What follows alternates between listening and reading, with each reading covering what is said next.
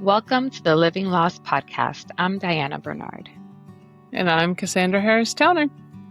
As licensed mental health counselors, we're here to unpack the quiet, complex griefs that don't come with a funeral.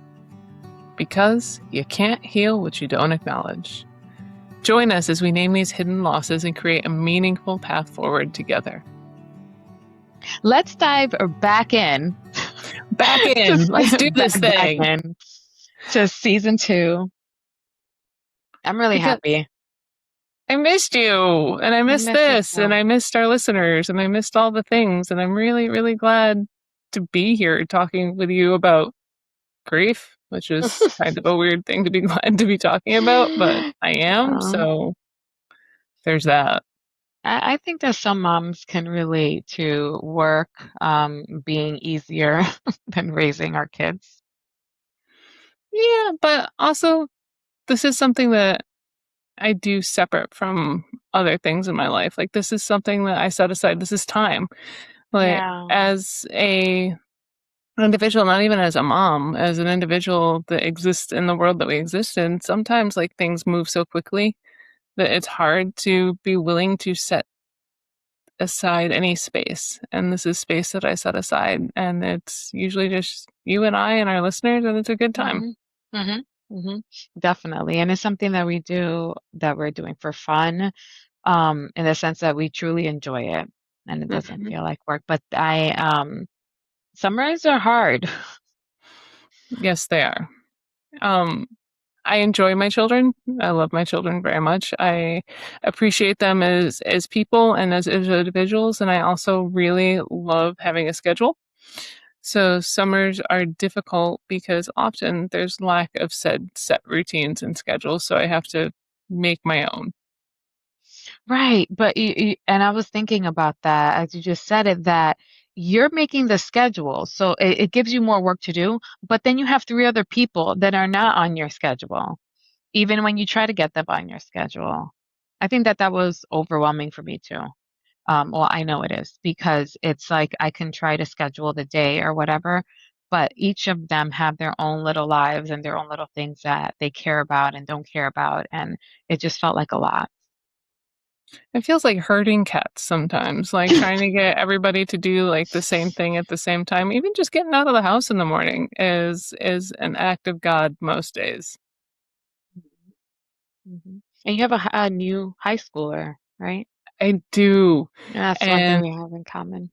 That was my favorite part about this summer, was she was going to this one specific high school. Like all summer long, we were prepping for this. We were getting school clothes. We were getting supplies. She went to orientation. She went to band camp, which she hated, but she still did it. And then 2 days before school was supposed to start, she got invited to go to a different high school and was like, yeah, I want to do that.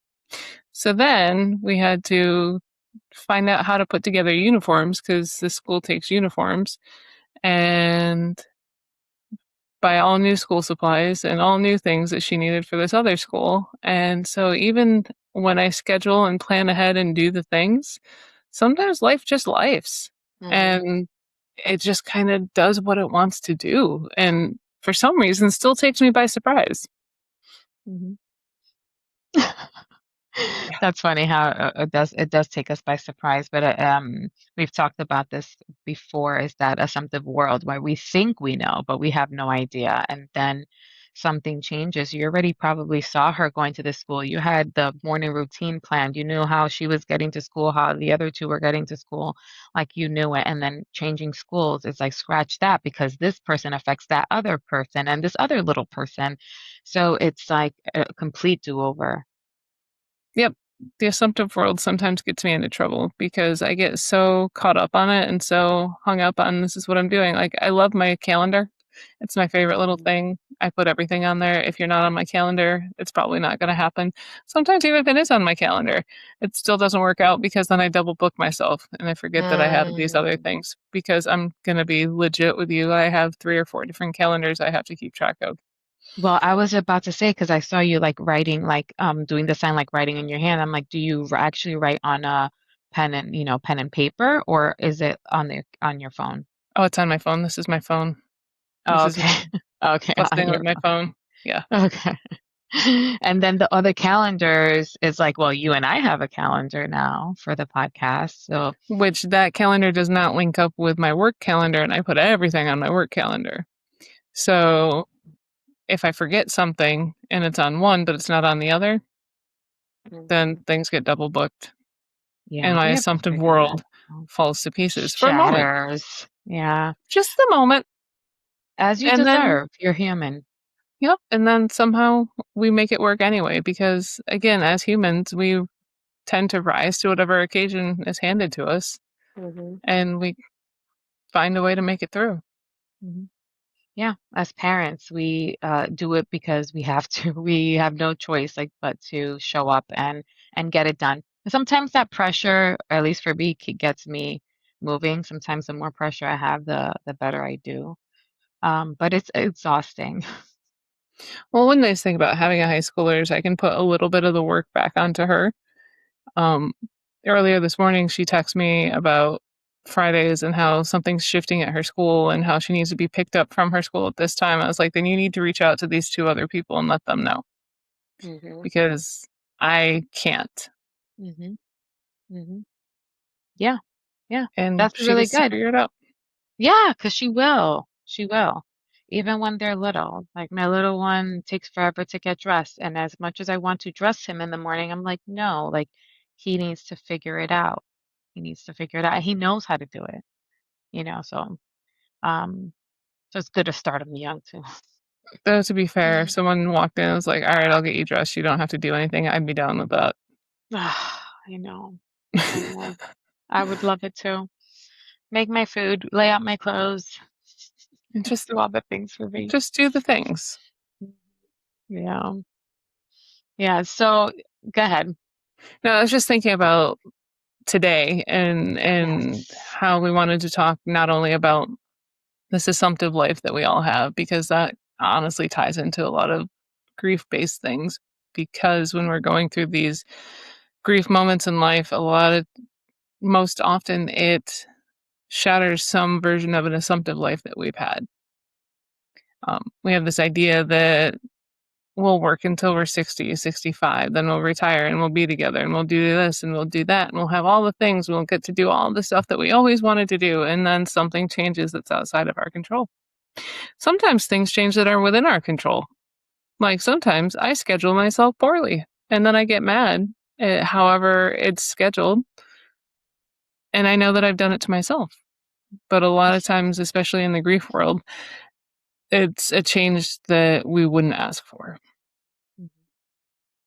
I think that that's the part that hurts is that we didn't ask for it. And um, even if it's a job you don't like, if you get fired, you're not going to like it because that was not in your plans. So that makes it really, really challenging. The one time I got fired was from a job I did not care for, and I was so embarrassed still that I got fired. I realized later why I got fired, and I think it was probably because it was pretty apparent I did not care for the job. Mm. And I behaved as such, but Mhm. I was still embarrassed, and I still panicked for a little while until a friend of mine reminded me that thank goodness you have a full-time job to fall back on, right? And I was like, "Oh, Mhm. yeah, I do, don't I?"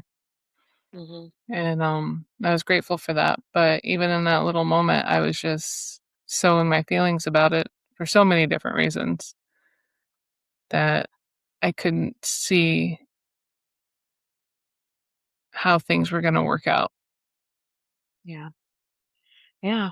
I always love in our lives when that person, random person, friend, coworker comes in and sheds light, Mhm. right? And it reminds you. Um, and how you said like sometimes you don't even know like I didn't even know why I got fired. Um, we live and we learn, but those moments really show us that our assumptive world is this world that we think is going to happen and it doesn't always. And like you said, I like that sometimes we control it and it still changes. And a lot of this goes back to those quiet losses that we've been talking about the assumptive world, the loss of it, the changes, the things that we didn't ask for, they go back to those quiet losses. Mhm. And that's kind of cool because today we're going back to the basics. Mhm. We are going to name losses that we passed it off as just life, and we can share those scenarios. We can share some of the scenarios of what that might even look like. Mhm. Yeah. So, Season two mission is still the same, to acknowledge grief that we minimize and that we don't give ourselves grace for. And a lot of times we're so hard on ourselves because we don't understand it. So naming those griefs is to start to feeling better, to healing. and Yeah. just like with my schedule, there's always more griefs than what we have time to name. There's always more things to do than what we have time to. But maybe we can do this on and off throughout the season, just every now and then kind Hmm. of quiz ourselves on what these different types of grief are, because we might do a handful of them today, but there's all sorts of other ones that exist out there and deserve to be named because your grief is valid. Hmm. It is. It is. And we started off last season introducing ourselves. And then I know we have so many new listeners. Just putting it out there into the universe, right? So I think it's good that we just reintroduce ourselves a little bit. And I wanted to play this game called Highs and Lows. And wait, what? For a And minute, I forgot that was the name of it. I was like, you're like, do you wait, not what? know what the next word is? I was terribly confused for a moment. Right. So I mean like that we can play that game throughout the season, but for this one it's we're not going to think about this last week. It's just like we could just get to know each other, like the audience to get to know us a little better. And I learn new things about you all the time. So we can name a high, a low, and a wait, what? Like I'm disoriented. What just happened? So for me, let's see. It doesn't necessarily have to be like this last week, but it could be this summer. So, high for the summer was I went to upstate New York to visit my family.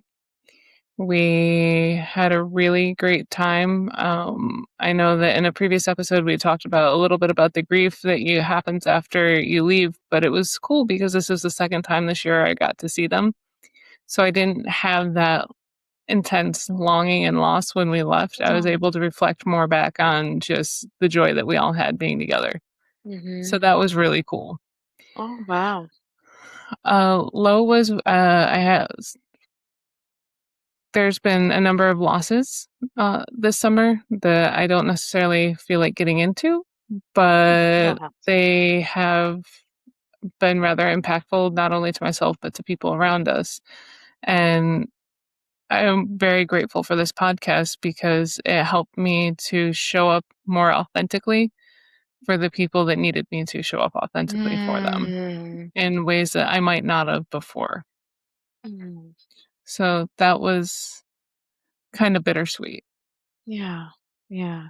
I I do well let going back to your high is that last season you talked we have a whole episode about going back home and how hard that can be, right? But because you shared with us and we processed it together, now you went back and now you had a completely different experience. You were able to come back and feel the joy and um yeah, just be happy about it and probably look forward to the next time or be more Hmm. present and have more gratitude. So that's a beautiful thing. Like that is in real time if you haven't listened to the podcast. I don't remember the title of it, but it's something about going back home. Hmm. And completely, really, if you listen to that one, listen to you now, it's a completely different experience. So it's beautiful to see. And the low lows, or the low, it's, we talked about this before, like earlier, it's like, wow, we haven't been together in only 6 weeks and so much has happened. And there has been, I don't know what's going on with this year, but there has been a lot lows, too many of them. So to have it being around you too, this season, one of the ones I want to talk about more is vicarious trauma or Hmm. vicarious grief, right? Like you're looking at people around you suffering, and that does take a toll and you do feel it, you experience it.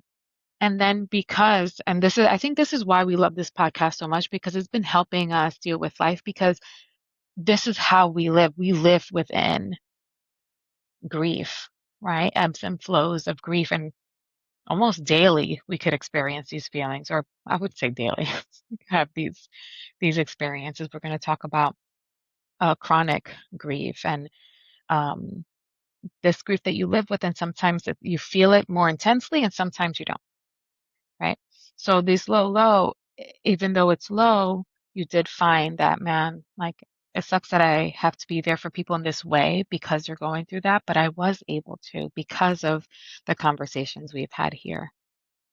Yeah. That's a And wonderful.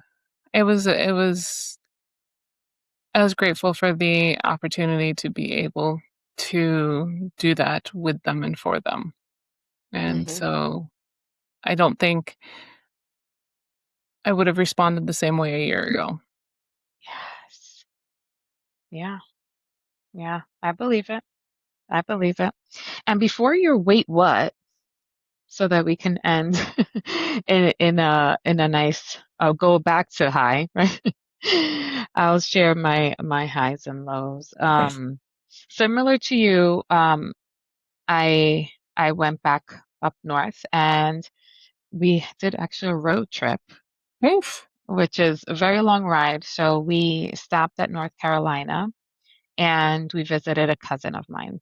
And she and I were like kindred spirits as well, that and she is younger than me. I don't know if it's like 9 years or something younger. So we've kind of missed each other in life because we've always been in different stages. And she moved to Long Island and whatever the case may be.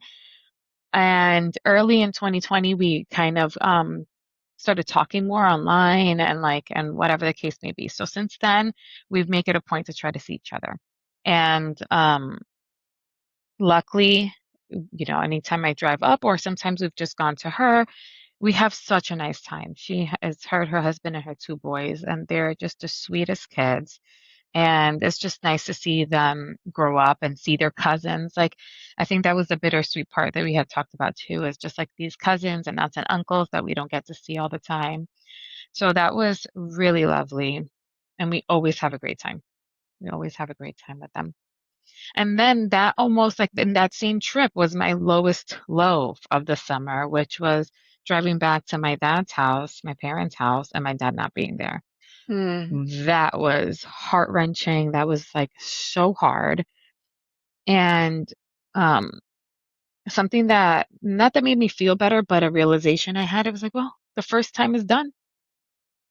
That's the first and last time I will ever have to go there for the first time without my dad. You know what I mean? Such a So great point. that was a relief to me. Like I will never have to feel this horrid experience I just had driving like the 10 hours to get to his house, to Hmm. my parents' house. Um, so yeah, that even thinking about that road trip is so draining, right? Because it's like fun and then more fun, and then there's like that dread to get there. And I was also thinking about, I'm like, oh my God, I can see so much why we avoid all this pain and all this grief. And a lot of people, when they lose somebody they love, they don't want to go back to their house. They don't want to go back to their neighborhood. Hmm. It's just like a lot of avoidance because you don't want to face all that pain. But in reality, we're in pain anyway. Like you're in pain anyway. And these are the scary parts. And I feel that it just helps with the healing as hard as it was. I mean, I don't I think it was, you know, nearly close to how it felt when he like just passed. Like it was that horrible. Um, And that's oh, anticipatory too. Like the whole 10-hour drive, you knew where you were headed, you knew what you yes, were doing, you knew where you were going, and you knew that every mile you got closer, you felt worse. I felt worse. Yeah. And Yeah, then that you whole did the trip. hard thing. Hmm. You Hmm. did the thing you didn't want to do. Hmm. And this is something that again I want to explore more is how to lean into all this grief. That this is leaning into our pain and our grief, we don't do it in vain. Like it's for a purpose, and the more we avoid it, the worse we feel. So, I do acknowledge how brave and how much bravery and courage it takes to go back to a home where that person that you loved is not there anymore. So I did give myself grace and credit and acknowledge myself because sometimes I can think like, well, I know these things and whatever, and like dismiss myself in that way. So I think that was my growth because I mean, um, you know, that I didn't even realize as you were sharing. I'm like, yeah, like there is this growth within us. And this is honestly, I'm so glad we're going through it.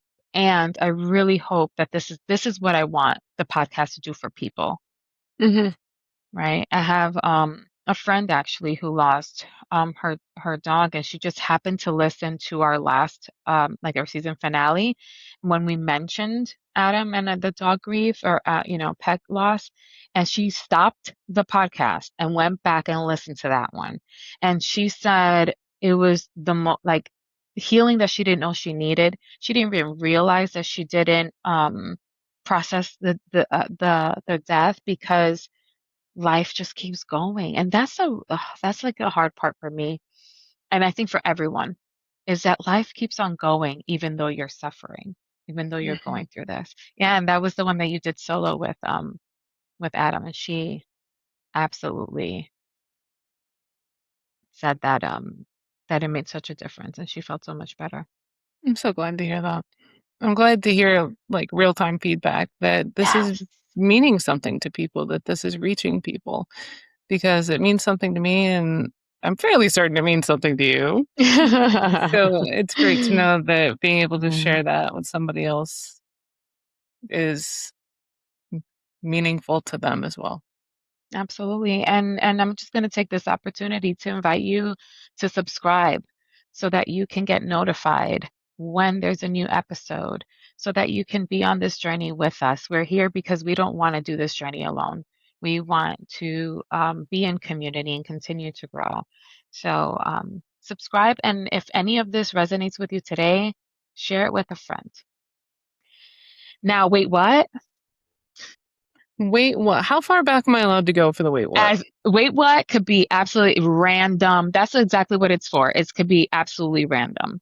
It could be absolutely anything trivial. Okay. So you know that I used to teach, or Hmm. I think you know that at least I got my undergrad in education. It was art education. Hmm. I was able to do that just a little bit, but I've taught a number of other things as well, such as there was 2 summers where I taught woodshop. So I got to be the one that was out there like cutting the wood, teaching the kids how to use the tools, had the best time. It was fantastic. And then there was the summer that I actually taught archery. I was an archery instructor, which does not mean I was good at it. It just means that I did it. And then when I lived in Ireland, I competed with their collegiate team for archery. Still not good at it, but I had a great time. Isn't that funny how we have that skill, right? Like we can teach things. I think that's a total gift that we can teach things that we don't really know well or not great at. Um, yeah, that's awesome. Yeah, wait, what? I didn't know that. I So didn't know that. And I kind of wish I would have thought about this more because I was like, what? Wait, what's do I it's so have? I was like, oh, like, I got a few. wait, what? Um, let's see. Well, this is not a wait what for you because you already know this, but my dream was to be 5'4".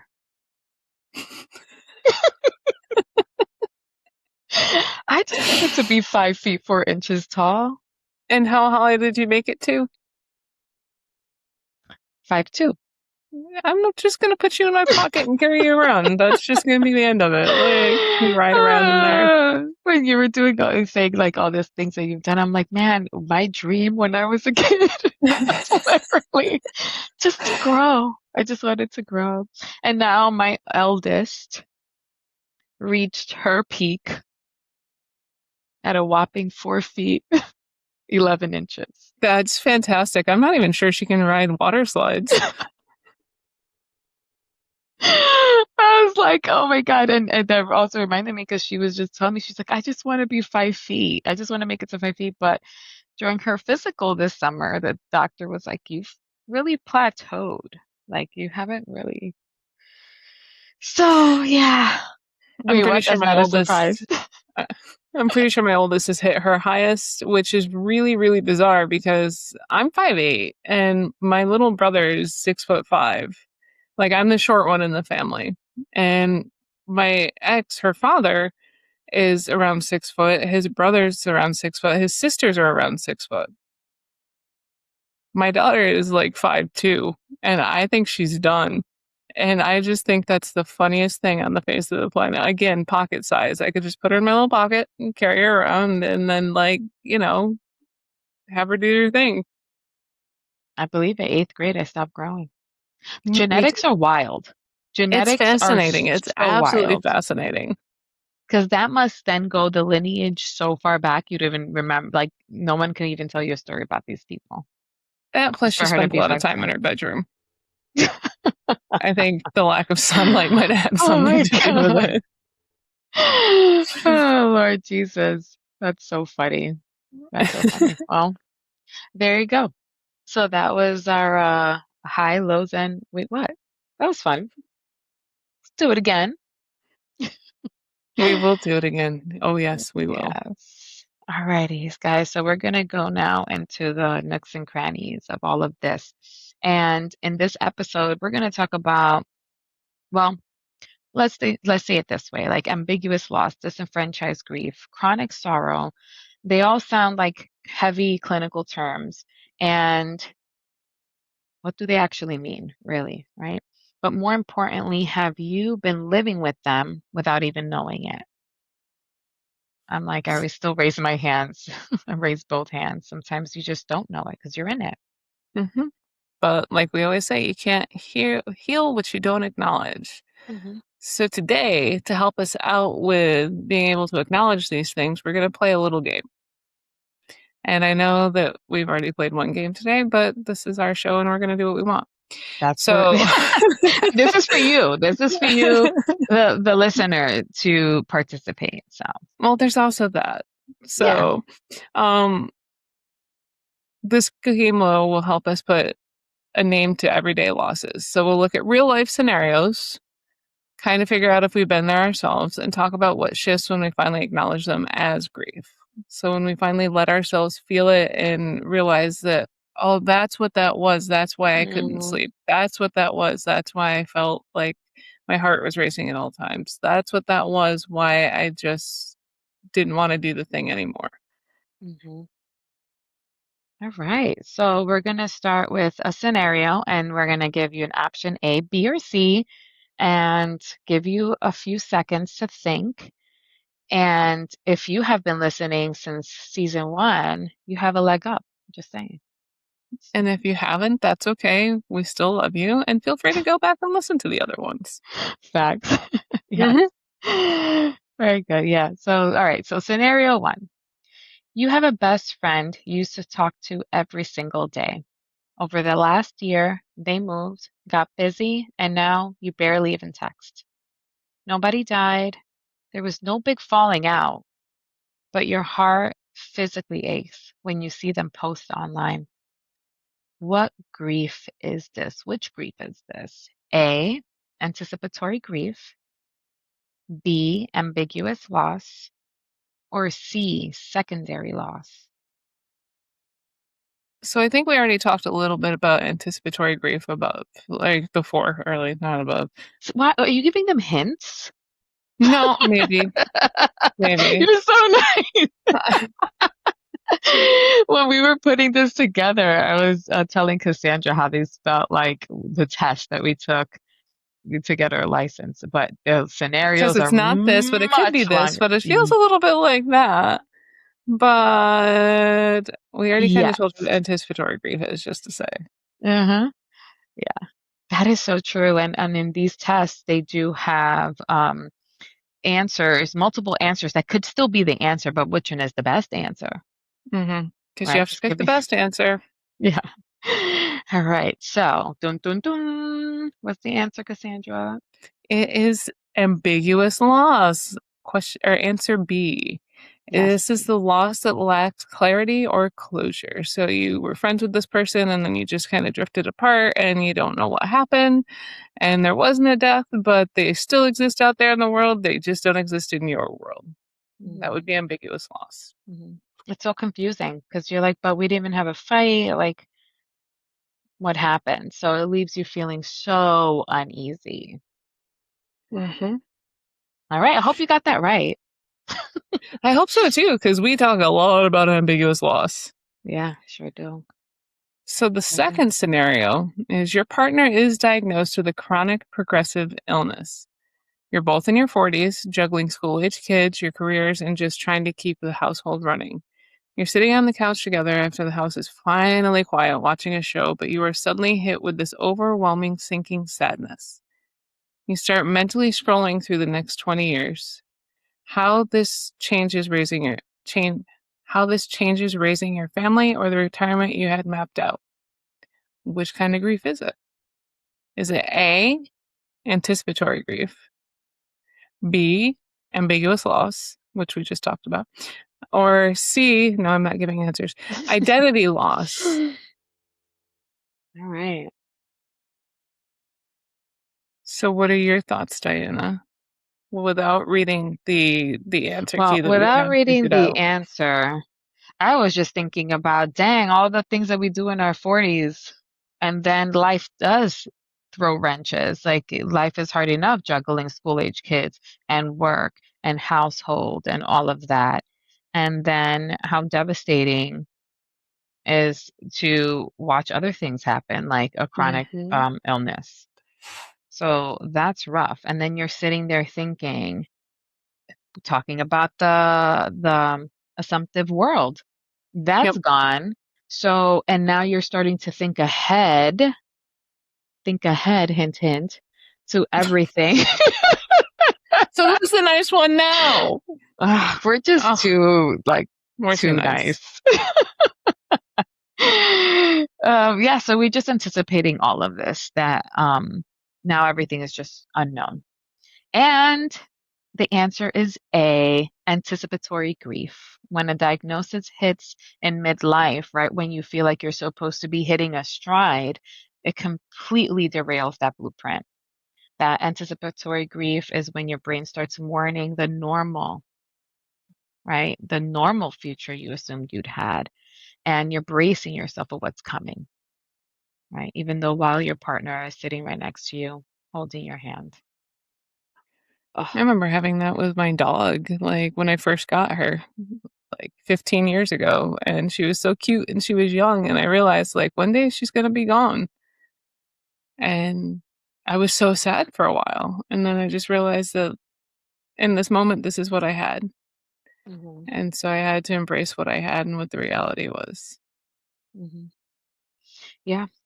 And experiencing one grief can also trigger anticipatory grief because when something goes wrong, and I'm sure people, you guys, we have all felt like when is the next shoe gonna drop, right? Like I've been experiencing a lot of anticipatory grief, and it's just like this background noise of, you know, when my mom passes, like what if I pass before my kids, and what if like I think about all of these things, and it's not conscious, as it's just like it's like those intrusive thoughts. When you're anticipating things going wrong because you're going through it in real time, right? And because So you have like that assumptive world. Like yeah, my assumption is that I will live long enough to see my kids at least get past the age of 18 yeah, and hopefully be financially stable and dependent before something happens. yeah, But yeah, I know that's not necessarily how it's going to go. yeah. And we can't live in fear because that's how we become agoraphobic, right? Like we're not going to want to leave our house if we live in this anticipatory grief all the time. Hmm. Because there's also the other side that it might not even happen. And most of the time it doesn't because, it's that catastrophizing. It's true. Yeah. So this summer, I had been looking for books on non-death grief, right? Grief outside of death, and there were some. I was pleasantly surprised that there was a good handful, and I'm searching for more. But one that stood out to me was this one. How will I ever get through this? Evidence-based tools to help you heal from hardship, grief, and loss by Dr. Lucy Hone. And I'll put this book on the show notes and her Instagram. And Cassandra and I are reading this together. We just Hmm. started.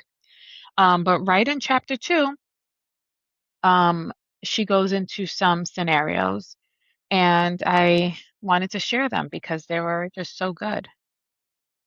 All right. So, all right. So this is Diane's story from this book. For Diane, it wasn't just one event, but an avalanche. A home invasion drove her and her husband from their community of decades. Shortly after, he passed away, leaving her to navigate a new life in a new town with no family to lean on. Her siblings and parents, for some reason she still struggles to understand, shut her out. To lose everything that was comfortable and known to me is such a kick in the gut, Diane says, right? Sometimes it feels like I've been picked up and transported to another realm. Things don't feel quite real, she told me. How did everything change so fast? Hmm. So Punch in there's a the lot that gut. goes into that. There's a Yeah. whole lot that goes into that because everything was lost. Like there's the grief about losing the family, the grief about having our home invaded, the grief about losing her husband, and her community, and Hmm. feeling left alone in the world. Hmm. There's such overwhelming grief there. So Hmm. we could either A, is it delayed grief? B, is it secondary loss? Or C, is it cumulative grief Hmm. as all of her troubles accumulate? Hmm. Yeah, I mean, it was an avalanche, right? Everything came down on her. Um, something that stands out for me here when it talks about grief, and I think it's familiar in all grief, right at the beginning, is feeling like you're in a different realm. Mhm. Because if that map is gone, I don't know if we have talked about it. I know you have, but I don't know if the listeners have seen The Good Place, right? There is this void that one of the characters goes to, and it's completely white. And it's this void that it's like nothingness. And then she could come back into, the place that she is. And that's how it feels like. That's what grief, and especially in the beginning, feels like. It's like you're in this different realm. Mhm.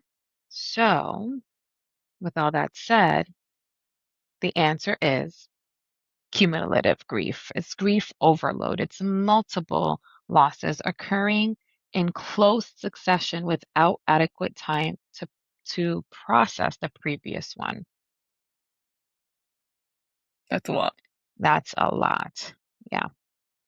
And unfortunately, things happen in that way, right? It's just like you haven't even catch your breath when something else happens. Mhm. Yeah. Now, this book is really intriguing because it does have a lot of different examples and different things that you can apply to your everyday life. But there was a second story in chapter 2 that we really found interesting. We meet Jo. Jo's body let her down in ways she couldn't have imagined. Once a runner who thrived on movement, Jo contracted long COVID, which left her unable to walk around the block. Mm. I pushed through at first, thinking I could fight my way back to normal, she says, but when even simple tasks and work became impossible, and she could no longer remember how to drive, she was left asking, why did this happen to me? Mm. So, would this be complicated grief? Could it be ambiguous loss, which we've already talked about a bit? Or could this be identity loss? And that question, right? Why did it happen to me? That's a question Mhm. that comes up a lot in grief too. Oh, yeah. Hmm. And that one's really hard to process because there's never really an answer. Hmm. Yeah. And that question could lead you to another question is like, who am I now that this happened? I'm not Hmm. the person I was before. Hint, Hint, hint. So what you're hint. saying is it's complicated grief. Adjacent, Adjacent. right? Because it is complicated. All right. So the answer is identity loss, mourning intangible losses such as an imagined future, physical mobility, autonomy, faith, safety after trauma, or role transitions, right? So, and I like that you said that, complicated grief and ambiguous, like that all of these types of grief tend to blend, or they're in one event, there are secondary grief that comes along with it. So it is not so clear cut, and it is true. Like the tests that we take are like this, Hmm. right? Because there isn't always a definitive answer. It depends on the person and how they're experiencing. A person might not even care about their identity, or they still feel like they're still the same person, but they're thinking about other things that they're losing because of this change or because of this loss, Hmm. right? So, alrighty. So that was fun. I think that we can continue doing this, I do right? enjoy that. That was a lot of fun. Hmm. Give us a little, flashback to grinding for that test, but I think this will A little bit of desensitize trauma. us. A little bit of trauma. Right? That was rough. All right. So to wrap up today, we're going to move on to our favorite segment, Living Lost Lessons. So this is where we leave you with a tangible tool or mindset shift. Because it's not about fixing grief, it's about finding the strength to carry it. So, Cassandra, looking back at everything we've talked about today, the different types of grief, everything, even the things that we've shared about each other, um, and our summers and all of that, what lesson would you like to leave our listeners with today? I think there were two. The first one is about um the assumptive future. That one really hits me because like I said earlier, I live by my calendar. Even in my previous career, everybody knew that if it wasn't on my calendar, I wasn't showing up. So I missed a very important meeting and someone was like, "Did you not put it on your calendar?" I was like, "No, you left me out of the group chat." Like I didn't know about the meeting because it would have gone on my calendar. Mm, This also gives me the illusion that I have some sort of control. I have this illusion that moving forward, I know what's about to happen and I know what comes next because it's my design, but unfortunately, that's not the way it works. mhm, And so being able to move into a place of acceptance when things change is a really powerful tool that I have to practice very hard at um, because I don't really have any other option. I'm not fully in control of what happens from the day to day. Honestly, I'm not really in control at all, but I do like to hold on to this vague idea that I am. mhm, And I need to understand that when things don't go the way I think they should, it's not because of anything that I've done. mhm. Yeah. So there's that. And then the other one that I was thinking about was no matter how much I wish or hope or pray or light candles or wish upon stars, I'm only ever going to be as tall as I am born to be. Yes, and we are enough. That is always enough. Yes, absolutely. Absolutely. Own your tallness and never scoot down. One of my pet peeves. Never scoot down to take a picture with me. I don't, honestly. I'm like, yeah, No, we'll just do it from above. stand. Just stand up, bro. Right? Yes, love it. Living lost lesson for me, in this season, within this conversation, And my hope for everyone listening is to have the courage or trust that leaning into your grief, acknowledging it, it is, it feels bad. I'm not going to lie. It doesn't feel great, but it gives you the opportunity to get to the other side, right? Without acknowledging it, without going through, without feeling it. Um, the choice is just to stay miserable and to stay sad and to not, and black out all the good things, Hmm. right? So I think that that's what I would like to leave you with today, that you see your own grief, that you acknowledge your own grief from the episodes that you listen to. And if someone because this is a thing that we see it in other people, we give other people more empathy and grace, right? So if you have a friend, family, coworker that you see that they're going through something and they're not acknowledging it, send them the episode, send them the podcast. Thank you, Cassandra, best co-host. Oh, no, thank you, darling. And thank you to our listeners. We're so glad to be back. Thank you for spending this time with us. Hit subscribe so that you never miss an episode. And just as a quick reminder, this podcast is for educational and entertainment purposes only. While we are therapists, we are not your therapist, and this does not replace professional mental health care. If you feel like you would like to speak to somebody, please reach out to a professional near you. We'll catch you next week on The Living Loss.